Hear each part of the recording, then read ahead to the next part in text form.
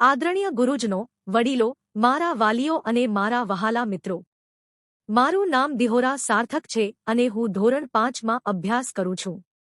આજે કન્યા કેળવણી મહોત્સવ અને શાળા પ્રવેશોત્સવ 2026-27ના આ શુભ પ્રસંગે મને વિજ્ઞાન અને ટેકનોલોજી વિશે કંઈક કહેવાનો મોકો મળ્યો છે, તેનો મને ખૂબ જ આનંદ છે. આપણે જ્યાં પણ નજર કરીએ ત્યાં વિજ્ઞાન અને ટેકનોલોજીની અસર જોઈ શકીએ છીએ. સવારે ઉઠીએ ત્યારથી લઈને રાત્રે સૂઈએ ત્યાં સુધી આપણે તેનો ઉપયોગ કરીએ છીએ. આપણો મોબાઈલ ફોન ટેકનોલોજીની જ દેન છે. ટીવી, કોમ્પ્યુટર, ઇન્ટરનેટ આ બધું વિજ્ઞાન અને ટેકનોલોજીની જ દેન છે.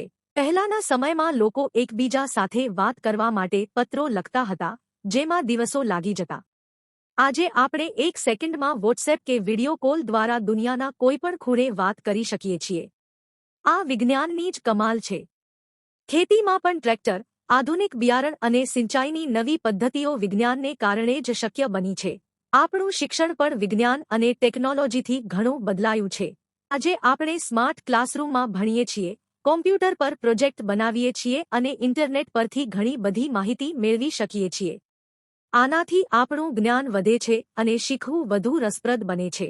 આજે જે નવી દીકરીઓ આપણી શાળામાં આવી રહી છે, તેમને પણ વિજ્ઞાન અને ટેકનોલોજીનું જ્ઞાન આપવું ખૂબ જ જરૂરી છે. જો તેઓ વિજ્ઞાન અને ટેકનોલોજીને સમજશે તો ભવિષ્યમાં ઘણી પ્રગતિ કરી શકશે. તેઓ નવા સંશોધનો કરી શકે છે, નવા ઉપકરણો બનાવી શકે છે અને દેશના વિકાસમાં ફાળો આપી શકે છે. યાદ રાખો, વિજ્ઞાન અને ટેકનોલોજી આપણા જીવનને સરળ અને સારું બનાવે છે.